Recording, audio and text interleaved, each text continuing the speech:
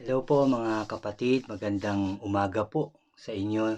Nandito na naman po ako para mag-share sa inyo ng aking devotion ngayong umagang ito. Ngayon nga po, dito ang aking devotion sa Mateo chapter 5. Ito po ang aking isi-share po sa inyo ngayong umagang ito mga kapatid. Nawa, dyan lang po kayo hanggang sa matapos po ang aking sharing sa inyo. So, kagaya pa rin ng dati, mga kapatid, tayo po ay mananalangin ulit. Sige po, magsiyuko po tayo. Aming Diyos na makapangyarihan sa lahat, maraming salamat po sa umagang ito, Father God. Una dahil Lord, makakarinig na naman kami ng iyong mga salita, ng iyong mga makapangyarihang pangako o Diyos. Salamat po Lord sa binigay mo na naman pagkakataong ito dahil ito'y kaloob mo o Diyos. Kaya salamat Lord, salamat Jesus, salamat Holy Spirit o God. Salamat po Lord dahil alam ko pong bubuksan mo Lord ang aming mga puso't isipan upang lubusan namin itong maintindihan ang aming mga babasahin, mapapakinggan ngayong umagang ito at maitatanim ito sa kailaliman ng aming mga puso o Diyos. Salamat Lord. Salamat Lord. Lord, muli inaangkin na namin ang katagumpayan Lord ng aming gawain ngayong umagang ito Lord. Kami tagumpay na naman o Diyos. Salamat Lord dahil alam namin na kami po ay inyong sasamahan sa aming pag-aaral na naman ngayong umaga, ngayong araw na to o Diyos. Muli Lord, pinupuri ka namin, pinasasalamatan sa tanging pangalan ng aming Panginoong Kristo na aming tagapagligtas. Lahat po tayo ay magsabi ng Amen and Amen. At ito po ang aking channel.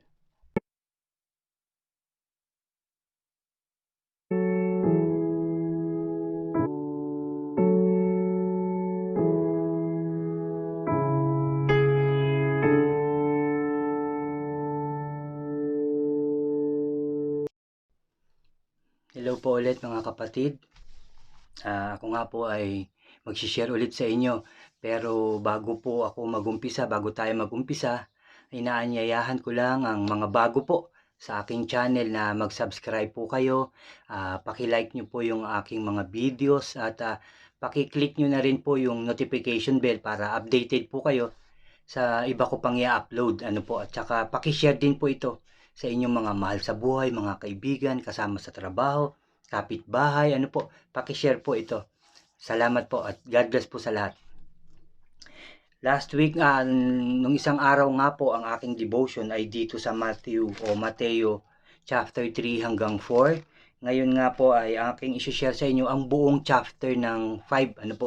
Chapter 5 verse 1 ito hanggang 48 po ang aking isi-share sa inyo. Dito ulitin ko lang, Mateo chapter 5 verse 1 hanggang verse 48 po. Sige po, tayo po ay magumpisa na. Sabi po dito sa verse 1, may pamagat po itong ang sermon sa bundok. Sabi po dito verse 1, nang makita ni Jesus ang napakaraming tao, umakyat siya sa bundok. Pagkaupo niya, lumapit ang kanyang mga alagad at sila'y tinuruan niya. Verse 3 po, may pamagat po itong ang mga mapalad. Binanggit po niya rito at sinabi, ang mga mapalad, ito po ang pamagat. Maganda po ito mga kapatid. Mababasa rin ito sa Lucas chapter 6 hanggang chapter 6 verse 20 hanggang 23 po. Sabi po sa verse 3 ng chapter 5, mapalad ang mga taong walang inaasahan kundi ang Diyos, sapagkat mapapabilang sila sa kaharian ng langit. Ito po ay na-share ko na rin na mga nakaraang aking devotion. Itong ang mga mapalad. Kung inyong gustong hanapin, nandyan po yan sa aking channel. Ang pamagat po niyan ang mga mapalad. Ulitin ko lang, verse 3 po. Mapalad ang mga taong walang inaasahan kundi ang Diyos, sapagkat mapapabilang sila sa kaharian ng langit. Yung wala po tayo talagang inaasahan, kundi pag may suliranin tayo, pag may mga pangangailangan po tayo o may konti tayong karamdaman, o kahit ano pa man yan mga kapatid, kung ang ating inaasahan ay ang ating Diyos, mapalad po tayo. Sabi yan mismo ng ating Panginoong Kristo dahil ito po ay sermon niya sa isang bundok, nandun ang kanyang mga alagad at napakaraming tao po. Ito po ang kanyang sinabi na mapalad daw nga po ang lahat ng tao o ang mga tao na walang inaasahan kundi ang ating Diyos. Nawa ganun po tayo. Kung ano man yung ating suliranin, pinagdaraanan, lalong-lalo na ngayon sa mga araw at panahon na to na meron tayong pandemic at sinabi nga meron na namang bagong variant mga kapatid, pero kung yung ating inaasahan talaga ang ating Diyos, yung ating alalahanin, yung ating mga iniisip, pangangailangan ay ilalapit natin sa ating Diyos dahil makapangyarihan ang ating Diyos at walang imposible sa Kanya. Mapalad po tayo mga kapatid kung ating Diyos Ama, ang ating Diyos sa langit na makapangyarihan sa lahat ang ating inaasahan at wala nang iba. Amen po. Sabi po verse 4, mapalad ang mga nagdadalamhati sapagkat aaliwin sila ng Diyos. Mapalad kung tayo'y nalulungkot dahil siya ang ating inaasahan, siya ang ating nilalapitan, sa simula pa lang ng ating suliranin o may mga bumabagabag sa ating mga puso, ang Diyos ang ating nilalapitan. Mapalad daw po tayo dahil aaliwin, pasasayahin tayo ng ating Diyos. Kung ano man yung ating iniisip, kung ano man yung ating nararamdaman, dahil siya ay makapangyarihan, dahil siya ay ating inaasahan, aalisin niya po yan. Pagagalingin niya po kayo, pagagalingin niya po tayo, at aayusin niya ang ating buhay. Dahil siya po lamang ang ating inaasahan. Kaya mapalad ka, kapatid. Mapalad tayong lahat. Amen and amen. Ulitin ko lang ang verse 4, mapalad ang mga nagdadalamhati sapagkat aaliwin sila ng ating Diyos. Mapalad ang mga mapagkumbaba. Verse 5 na po to. Mapalad ang mga mapagkumbaba sapagkat mamanahin, sabi dito, mamanahin nila ang daigdig.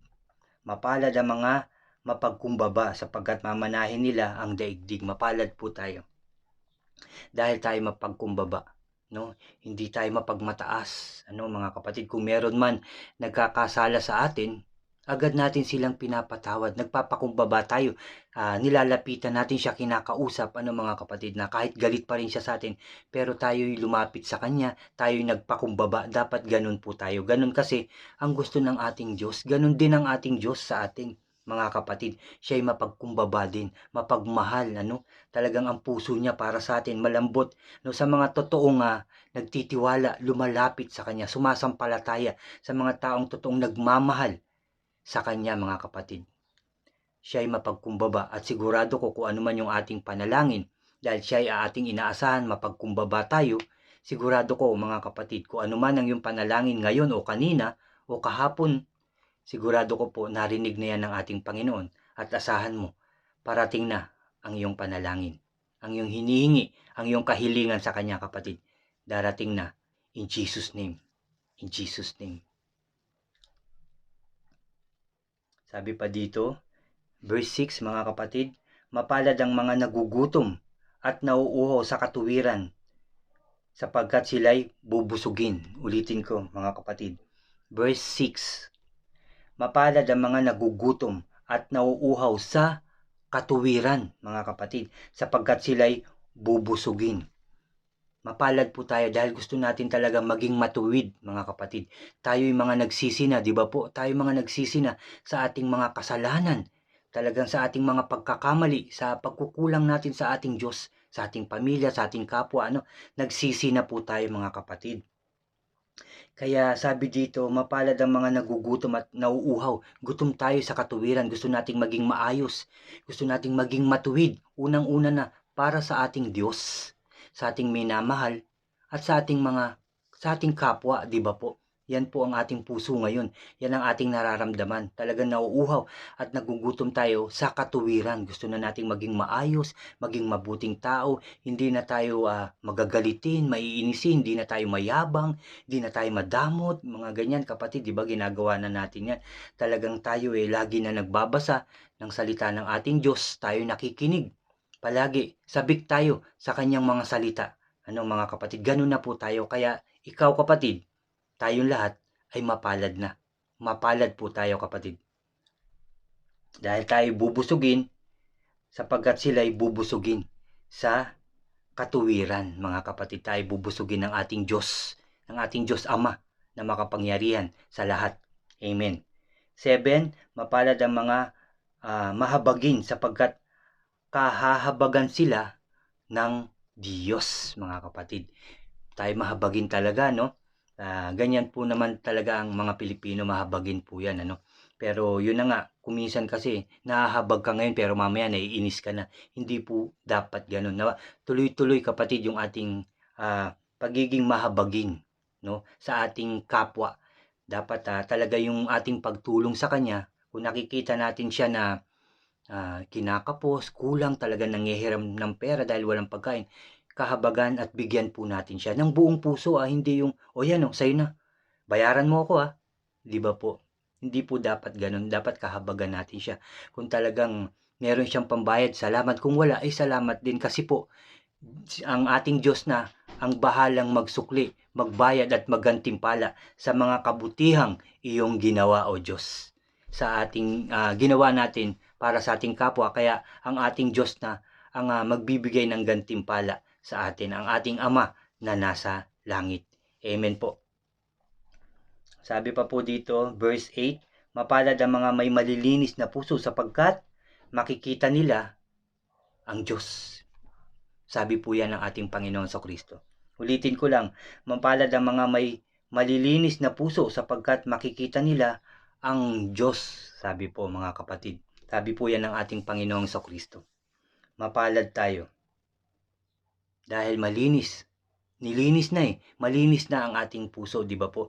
Talagang inasahan na kasi natin ang ating Diyos simula ngayon hanggang sa kahuli-hulihan ng ating buhay.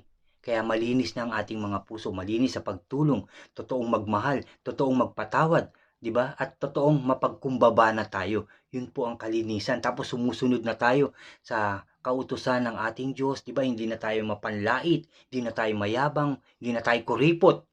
Mga kapatid, maayos tayo manamit, lahat yan, ginagawa na natin para sa ating Diyos, hindi na tayo talaga yung mapag-imbot, yung magagalitin, yung palamura, hindi na tayo mga ganyan, kung ano-ano yung mga naiisip, hindi na po tayo ganyan.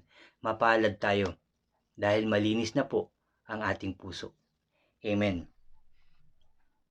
9, sabi po dito sa verse 9, mapalad ang mga gumagawa ng paraan para sa kapayapaan. Di ba po, ayaw natin ng gulo, ayaw natin ng away, lalong-lalo na sa ating tahanan. Kung tayo isang buong pamilya sa isang tahanan, di ba, ayaw natin syempre. Sino ba naman ang may gusto ng gulo, di ba, yung awayan sa loob ng tahanan, pati na sa labas, hindi tayo ganun mga kapatid. Gusto natin payapa tayo. Kaya sabi ng ating Panginoon Kristo, mapalad po yung mga gusto ng kapayapaan talaga. Ang hinahangad kapayapaan, kagaya ng kapayapaan sa ating bansa, sa ating mga lugar, Maynila man yan, Laguna man yan, o kung saan man, mapalad po tayo sa bawat bansa, mapalad dahil gusto natin ay kapayapaan lamang. Kaya sabi ng ating Panginoon Kristo, tayo, ikaw kapatid, ay mapalad. Sabi pa, ulitin ko lang sa 9 mga kapatid, mapalad ang mga gumagawa ng paraan para sa kapayapaan sapagkat sila'y ituturing na mga anak ng Diyos. Sinabi po yan ng ating Panginoon Kristo. Sarap po, pakinggan nyo po. Verse 9, mapalad ang mga gumagawa ng paraan para sa kapayapaan sapagkat sila'y ituturing na mga anak ng Diyos. Dahil gusto natin payapa, gusto natin maayos, lumalakad tayo sa katuwiran. Mga kapatid, sabi dito, ituturing tayo na mga anak ng Diyos dahil talagang malinis ang ating puso, matuwid tayo. 'Di ba? Ang ating Diyos lamang ang ating kailangan sa ating buhay, ang hinahanap natin palagi. 'Di ba po? Kaya tayo'y ituturing na mga anak ng Diyos. 10, mapalad ang mga inuusig ng dahil sa kanilang pagsunod sa kalooban ng Diyos. Mapalad tayo na kahit na sumusunod tayo sa ating Diyos. Nag-share tayo kahit sa simpleng paraan lang, kagaya po ng aking ginagawa, kagaya rin ng ginagawa ng mga pastors and bishops, leaders, kung sino pa po yung mga totoong naglilingkod, nagsishare, naghahayag ng salita ng ating Diyos. Mapalad po sila. Mapalad po tayo. Tapos kinukutya tayo, akala mo naman, di ba?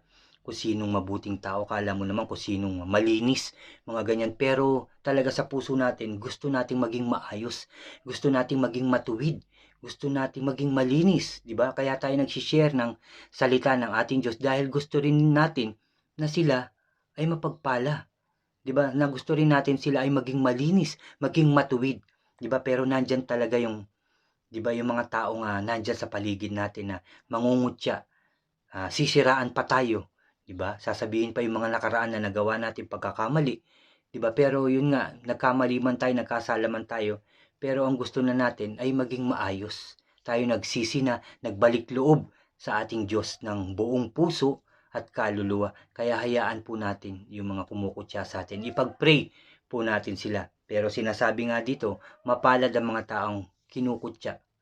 Di ba? Sabi po dito, 10, mapalad ang mga inuusig ng dahil sa kanilang pagsunod sa kalooban ng Diyos sapagkat mapapabilang sila sa kaharian ng langit, mga kapatid. Ulitin ko lang. 10, mapalad ang mga inuusig ng dahil sa kanilang pagsunod sa kalooban ng Diyos sapagkat mapapabilang sila sa kaharian ng langit. Tayo po yun, di ba? Tayo sumusunod na sa ating Diyos. Di ba po mga kapatid? Uusigin man tayo ng iba, ng kapwa, pero mapalad tayo para sa ating Diyos. Dahil patuloy tayo na sumusunod sa ating Diyos. Amen. 11, mapalad ang mga nilalait at inuusig ng mga tao at pinaparatangan ng lahat ng uri ng kasamaan na pawang kasinungalingan ng dahil sa akin. Di ba po, pinaparatangan nga tayo.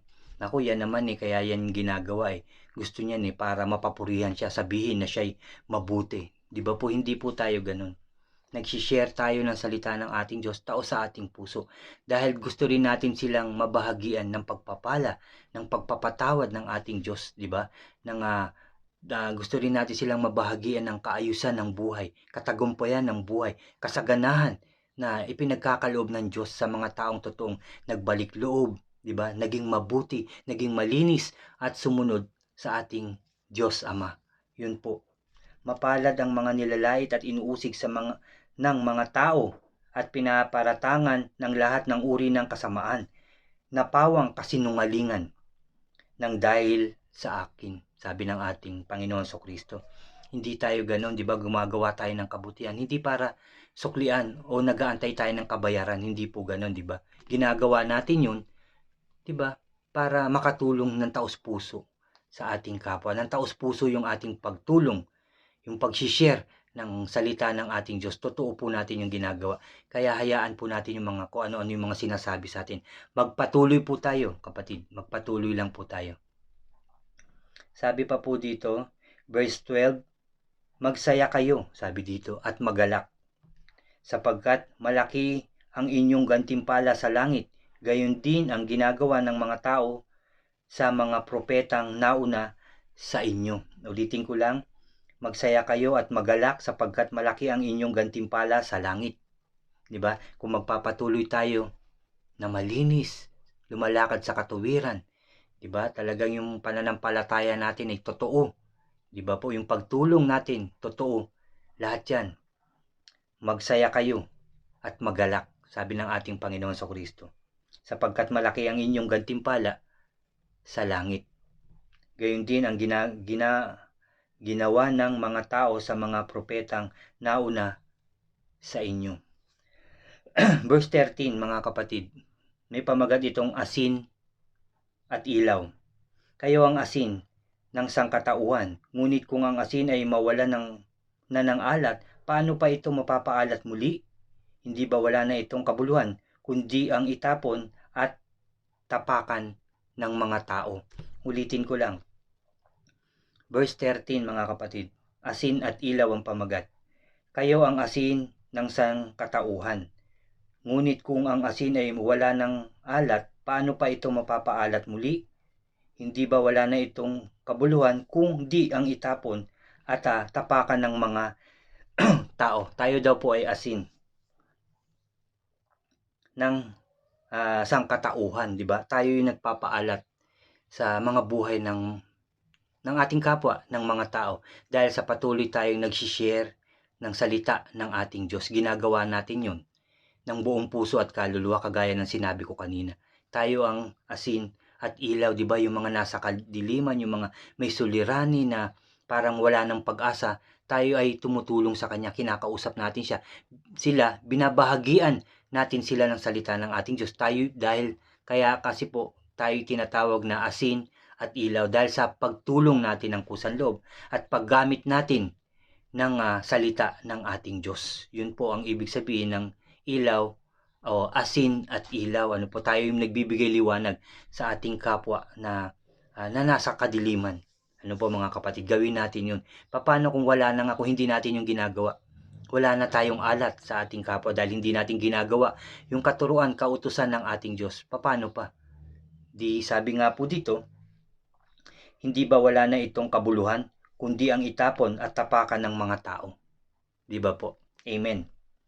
14 po, kayo ang ilaw ng sanlibutan. Ang isang lungsod na nakatayo sa ibabaw ng burol ay hindi may tatago. Wala din naman tao nga nagsisindi ng ilaw at pagkatapos ay ilalagay ito sa ilalim ng malaking takalan. Ulitin ko lang, verse 14. Kayo ang ilaw ng sanlibutan. Ang isang lungsod na nakatayo sa ibabaw ng burol ay hindi maitatago. Di ba po? Nasa bundok kasi, hindi siya maitatago. 15, wala din namang taong nagsindi ng ilaw at pagkatapos ay inilagay iyon sa ilalim ng malaking takalan. Sa halip, inilagay iyon sa talagang patungan upang matanglaw o matanglawan ang lahat ng nasa bahay. Di ba po? Kung tayo ay talagang binigyan ng kapangyarihan ng ating Diyos, talino at lakas, sipag upang maghayag ng salita ng ating Diyos, tayo po ay ilaw. Paano kung itatago lang natin yon at sasarilinin? Di ba po, parang ilawan nga ng kandila, nagbukas kayo ng kandila at tinakpan po yun. So wala pong silbi, wala pong liwanag, hindi magliliwanag yung tahanan o isang lugar, di ba po? Pero dahil tayo lantad na nagsasalita ng salita ng ating Diyos, tayo gumagawa ng kabutihan, totoo tayo naglilingkod sa ating Diyos, tayo po ay ang ilaw. Amen and amen. Sabi pa dito, 16, gayon din naman dapat ninyong paliwanagin ang inyong ilaw sa harap ng mga tao upang makita nila ang inyong mabubuting gawa at papurihan ang inyong Ama na nasa langit. Ibig sabihin tayo, excuse me po, tayo po ay naghahayag ng salita ng ating Diyos. Dapat hindi natin patago yun o lihim na ginagawa. Dapat po yun ilantad natin, di ba?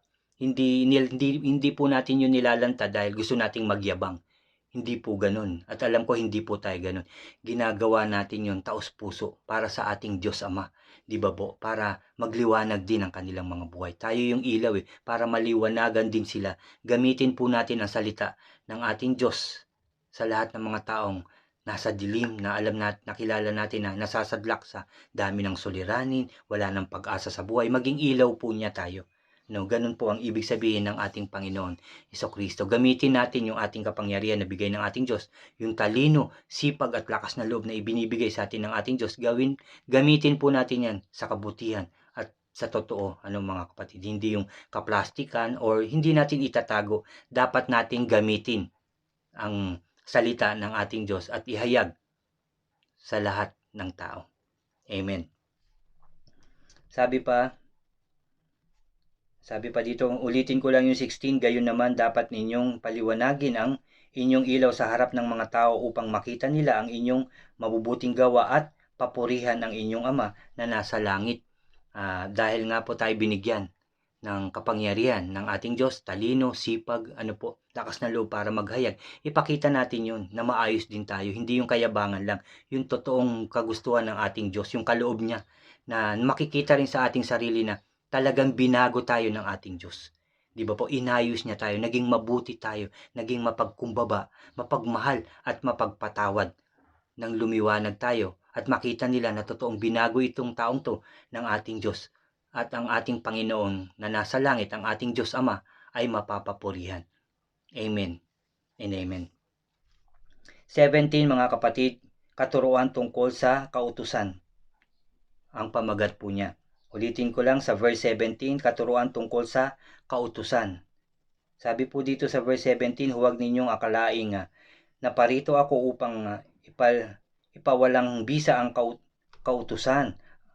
Ang mga propeta, naparito ako hindi upang ipawalang bisa ang mga iyon, kundi upang tuparin. Sabi ng ating Panginoon, naparito siya. Yung Old Testament na sinasabi, o yung lumang tipan, no, hindi pumunta ang ating Panginoon Kristo kasi dito na nasusulat yan sa New Testament na. So yung Old Testament daw, yung mga lumang katuruan o kautusan, hindi siya bumaba dito o hindi siya pumunta rito sa lupa para ipawalang ibig sabihin ni ipawalang bisa, kundi tuparin ang sabi ng ating Panginoon. Sabi sa 18, tandaan ninyo, maglalaho ang langit at lupa, ngunit ni isang tuldok o kudlit man lang ng kautusan ay di mawawalan ng bisa hanggat hindi natutupad ang lahat. No, hindi mawawalan ng bisa. Mga kapatid, ang salita ng ating Diyos. Sabi dito, kahit isang tuldok man lang o isang kuwit man lang, hindi mawawalang bisa yan. Yan ay magpapatuloy hanggang sa susunod pa nating mga henerasyon, mga kapatid. Hanggang, sabi ng Panginoon Kristo, sabi dito, hindi maglalaho, sabing ganyan, maglalaho ang langit at lupa, ngunit isang tuldok o kudlit man lang ng kautusan ay di mawawala ng bisa hanggat hindi natutupad ang lahat. No? 19, kaya sino man magpapawalang bisa sa kaliit-liitang bahagi nito at magtuturo ng gayon sa mga tao ay magiging pinakamababa sa kaharian ng langit. Ngunit ang sumusunod sa kautusan at nagtuturo sa mga tao na tuparin iyon at magiging dakila sa kaharian ng langit.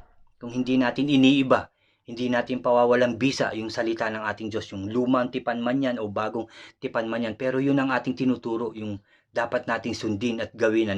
Yun pa rin, dito galing sa Biblia pa rin yung ating tinuturo, hindi talaga lampas, hindi sobra, hindi kulang.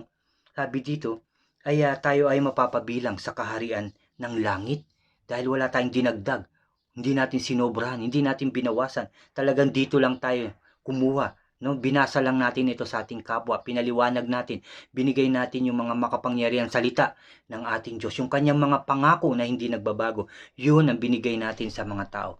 Tayo daw ay mapapapurihan ng ating Diyos at mapapabilang sa kaharian ng langit. Amen.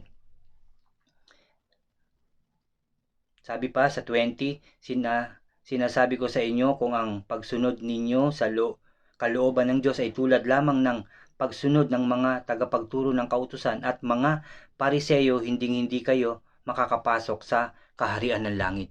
Kasi nga po, dito po sa Biblia, sabi po ang mga pariseyo, sa Judeo, mga ganyan, mga kapatid, yan po ay nagtuturo pero hindi po nila isinasabuhay. Mahilig silang mangaral pero hindi naman nakikita sa kanila kung ganun daw po tayo. Nag-share tayo, nangangaral tayo, nagbabahagi tayo ng salita ng ating Diyos pero hindi naman nakikita sa atin.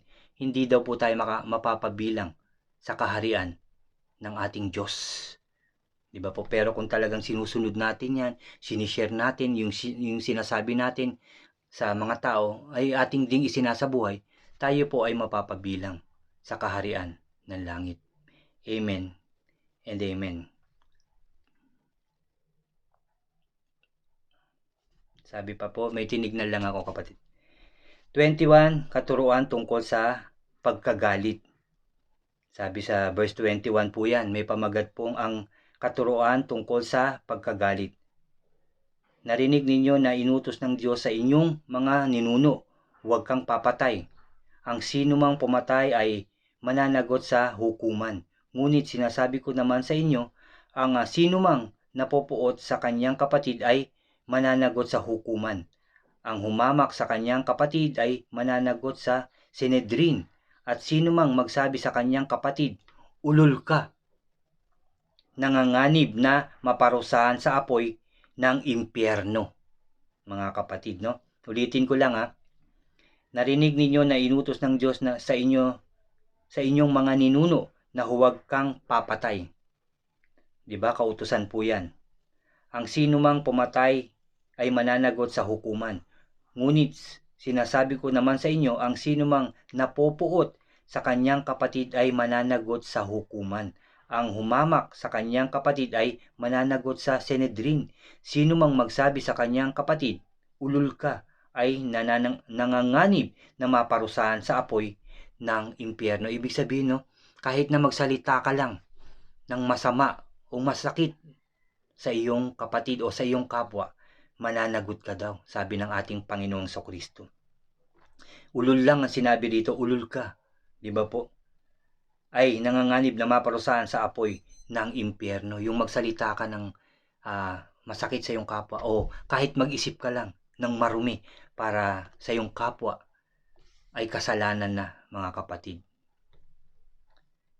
23, kaya't kung mag-aalay ka ng handog sa dambana para sa Diyos at naalala mong may sama ng loob sa iyong kapatid, sabi sa 24, iwan mo muna ang iyong handog sa harap ng dambana at makipagsundo ka sa kanya. Pagkatapos magbalik ka at maghandog sa Diyos. Kasi kung ikaw man ay naghahandog sa ating Diyos at may galit ka sa iyong puso, may kagalit ka, naasar ka, di ba? Hindi po yun tatanggapin ng ating Diyos. Dapat daw, sabi ng ating Panginoon Kristo, puntahan mo yung kagalit, yung nakasamaan loob mo at humingi ka ng tawad at saka ka bumalik para maghandog sa ating Diyos. Kasi magiging malinis na, wala ka ng daladala, wala ka ng galit, wala ka ng inis, wala ka ng tampo, wala ka ng kayabangan, karamutan, wala na lahat. Kaya pwede ka nang lumapit sa ating Diyos. Kahit sa panalangin, panalangin ka ng panalangin pero ang dami mong kagalit. Ang dami mong sama ng loob, ang dami mong, ibig sabihin nyo talaga nag-aapoy ka sa galit. Tapos lapit ka ng lapit sa ating Diyos. Dapat ayusin mo yung sarili, di ba? Tanggalin mo lahat ng galit, inis at kayabangan na yan.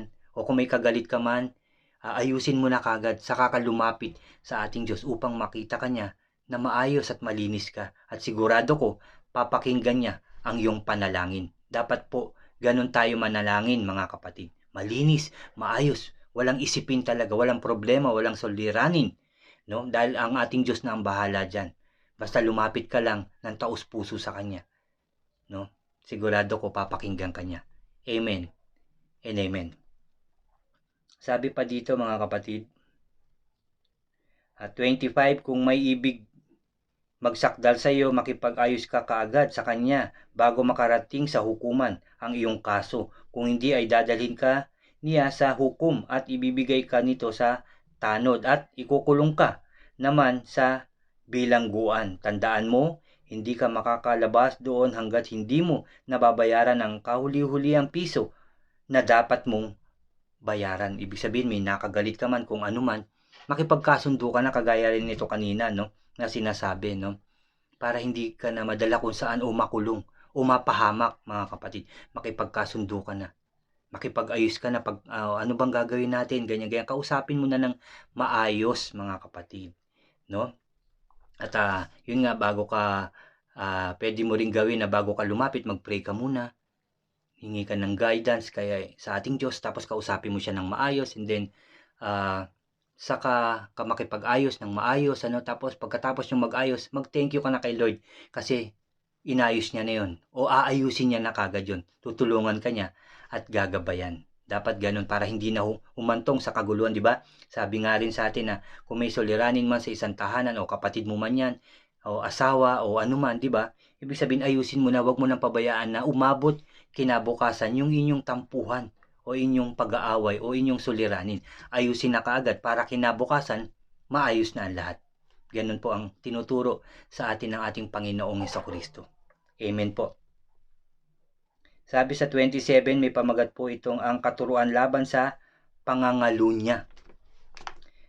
Narinig ninyong sinabi, huwag kang mangangalunya. Ngunit sinasabi ko sa inyo, ang sinumang tumingin, mga kapatid, ito yung sinasabi ko kanina. Ulitin ko lang, 27, narinig ninyong sinabi, huwag kang mangangalunya. Ngunit sinasabi ko sa inyo, ang sinumang tumingin sa isang babae na may mahalay na pagnanasa ay nangangalunya na sa babaeng iyon sa kanyang puso. Di ba po? Nakita nyo, maganda at naseksihan kayo. 'di ba? May naglarong hindi maganda sa inyong isipan, yun daw po ay pangangalunya na, 'di ba po? Lalo na't merong asawa, mga kapatid. May asawa yan tapos yung tingin mo o yung may pagnanasa kang iba, dapat po hindi gano'n tayo. Dapat ipanalangin kaagad, napatingin tayo, napasexy, iwasan na po natin, Lord, huwag mo po akong pabayaan matukso or mag-isip ng hindi maganda. Gano'n po kaagad ang ating ipapanalangin, lapit po kaagad, iwasan na natin kaagad. 'Di ba? Una, lapit kaagad sa ating Diyos, tapos iwasan na natin yun. Ibaling na natin sa iba o ano man ang ano na ang ating gawin, 'di ba? Magbasa na o manood ng kung ano man, basta ialisin na po natin kaagad sa ating isipan yung masasamang pag-iisip sa ating kapwa. Ganun po ang tinuturo sa atin ng ating Diyos.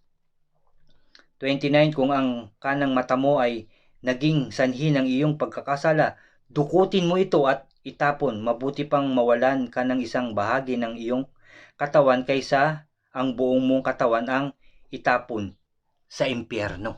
Kung nagkasala ang iyong mata, dukutin daw upang hindi na magkasala yung buong katawan, kaysa magkasala nga ang iyong buong pagkatao, buong katawan at itapon sa impyerno. Ibig sabihin, no, yung konting bagay lang na pag-iisip, di ba po, dapat alisin na kagad para hindi na lumala, hindi na lumaki yung ating pagkakasala. Yun po ang ibig sabihin. Maliit lang na bagay, dapat ayusin kagad, alisin na kagad, ipanalangin na kagad sa ating Diyos upang hindi na lumala at lumaki at nang hindi na matapon tayo mismo sa impyerno. Yun po ang ibig sabihin, mga kapatid. Kung ang iyong kanang kamay naman ang naging sanhi ng iyong pagkakasala, putulin mo ito at itapon. Mabuti pang wala ka ng isang bahagi ng iyong katawan kaysa buong katawan mo ang itapon sa impyerno. Kagaya rin po yun ng mga kapatid ng mata, dukutin, no? Para hindi na lumala. Putulin para hindi na lumala yung pagkakasala, hindi na lumaki. Diba? Ganun po ang ibig sabihin ng ating Panginoong Kristo. Maliit na bagay dapat ayusin, tapusin na kagad ng maayos para hindi na lumawak, lumaki. Magkagulo pa ng gusto. Ganun po ang ibig sabihin. Verse 31, mga kapatid, paghihiwalay dahil sa pangangalunya. Sinabi rin naman, kapag pinalayas at hiniwalayan ng isang lalaki ang kanyang asawa, ito'y dapat niyang bigyan ng kasulatan ng paghihiwalay.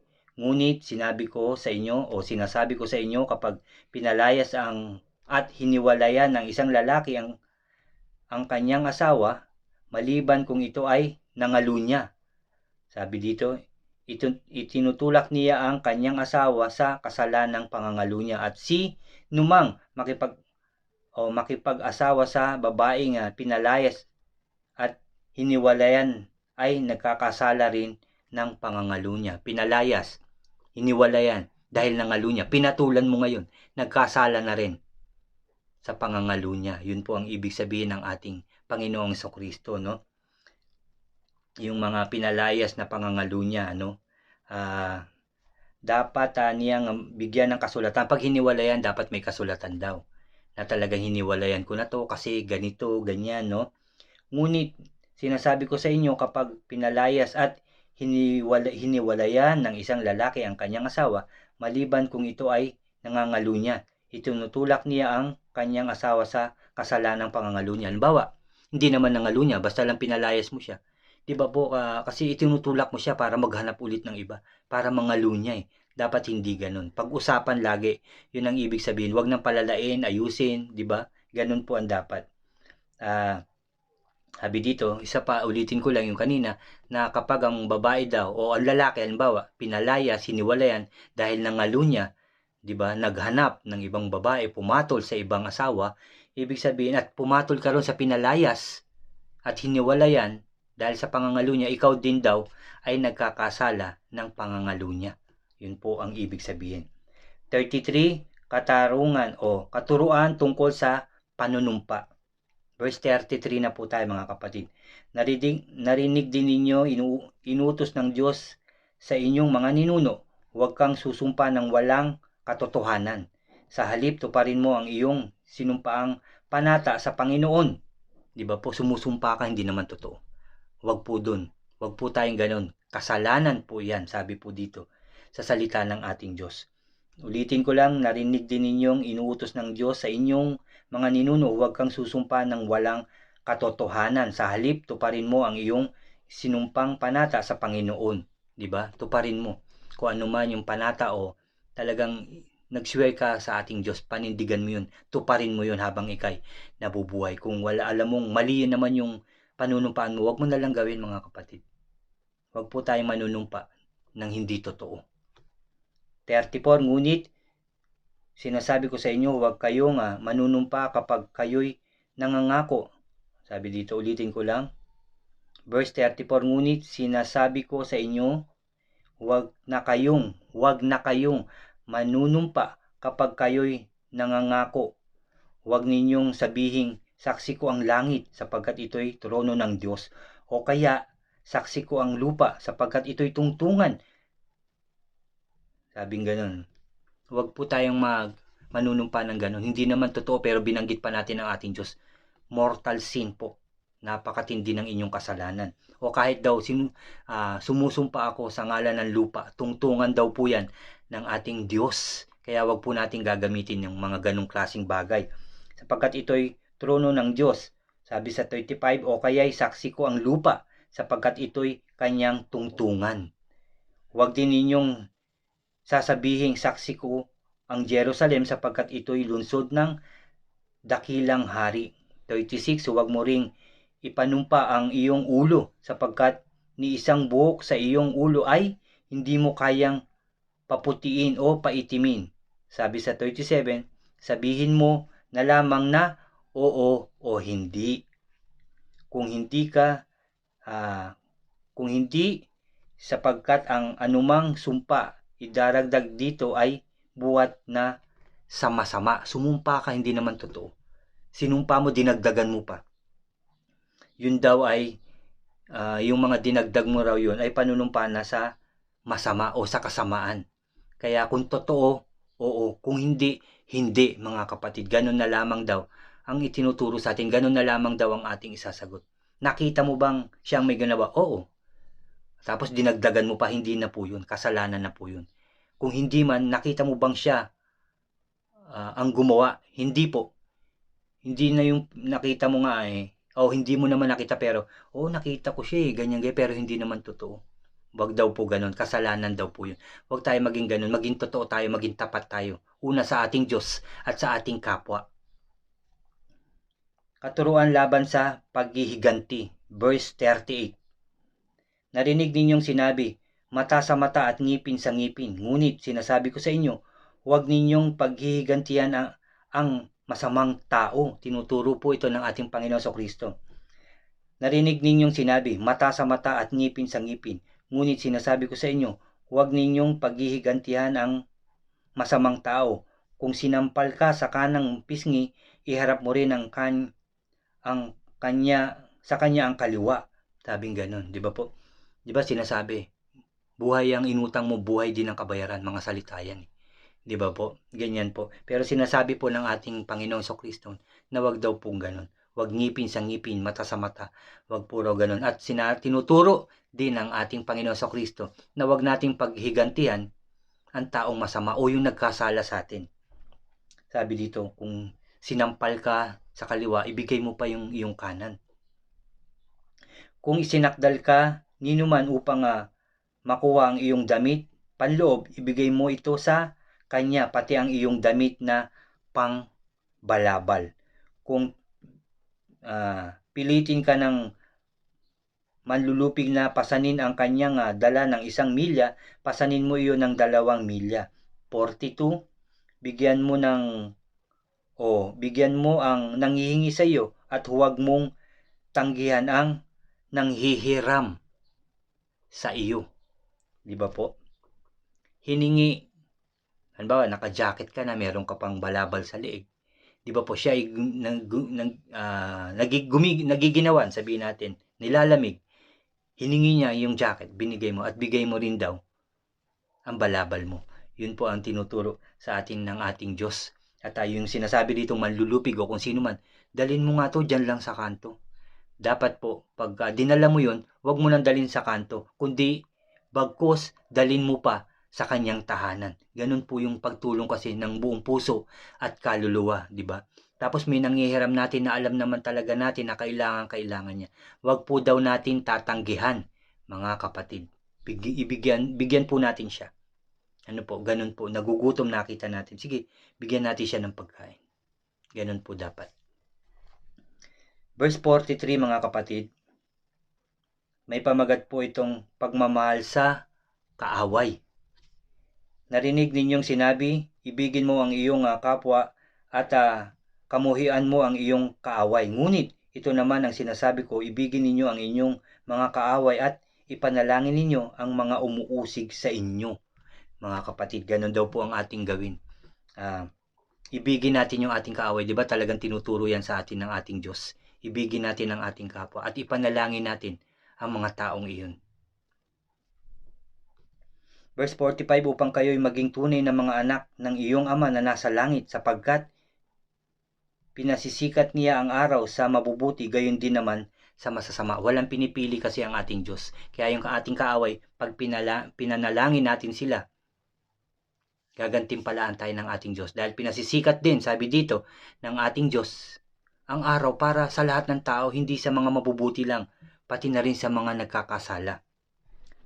Sabi pa dito, ulitin ko lang 45, upang kayo'y maging tunay na mga anak ng inyong Ama na nasa langit, sapagkat pinasisikat niya ang araw sa mabubuti, gayon din sa masasama, at nagpapaulan siya sa mga matuwid at sa mga di matuwid. Umuulan din, hindi lang para sa mabubuting tao, kundi rin sa mga nagkakasala.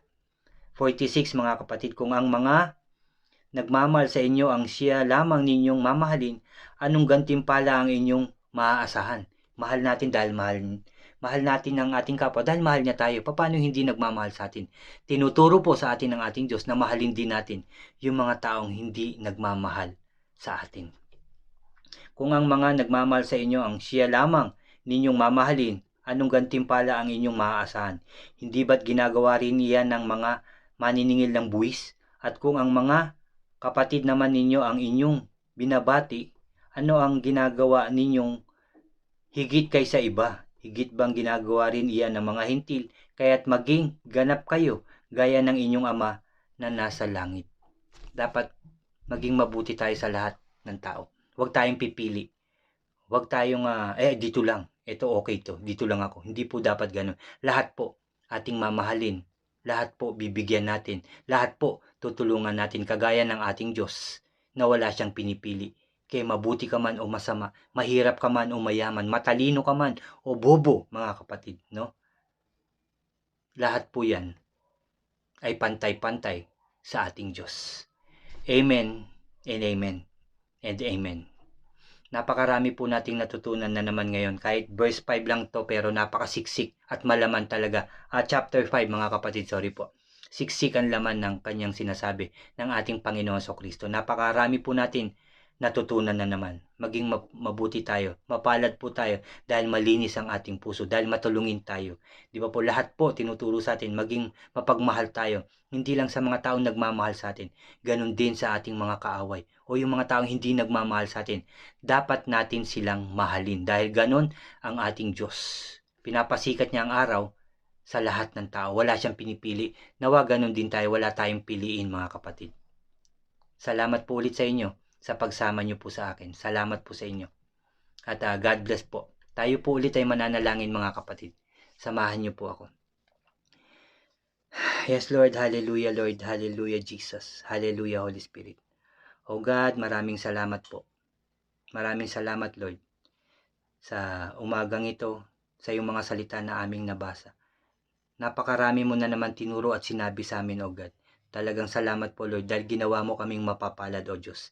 Kami susunod sa iyong mga katuruan, oh Lord. Wag mo po kaming pabayaan at lagi mo pong kaming samahan upang mapagtagumpayan namin at magawa namin ang iyong mga katuruan ng maayos at totoo na galing sa aming mga puso.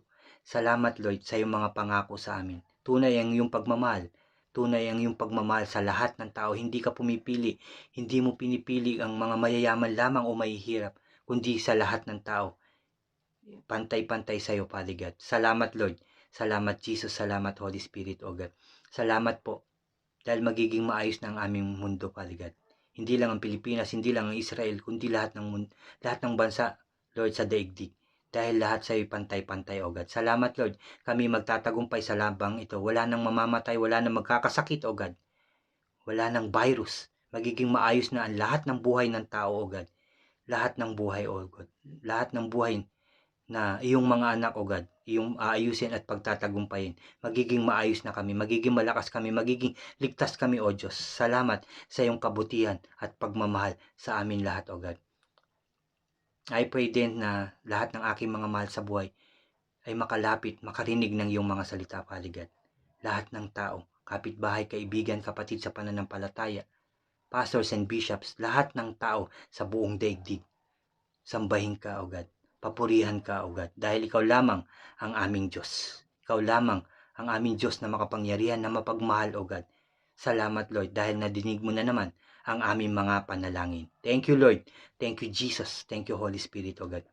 Muli, Lord, pinupuri ka namin, pinasasalamatan, sinasamba at dinadakila, O Diyos, sa tanging pangalan na aming Panginoon sa Kristo, na aming tagapagligtas. Lahat po tayo, mga kapatid, magsabi ng Amen and Amen. Amen po, mga kapatid. Salamat pong muli sa inyo. At God bless po sa inyong lahat. See you po ulit sa aking susunod na sharing po. Salamat po at God bless po sa inyong lahat. Salamat po.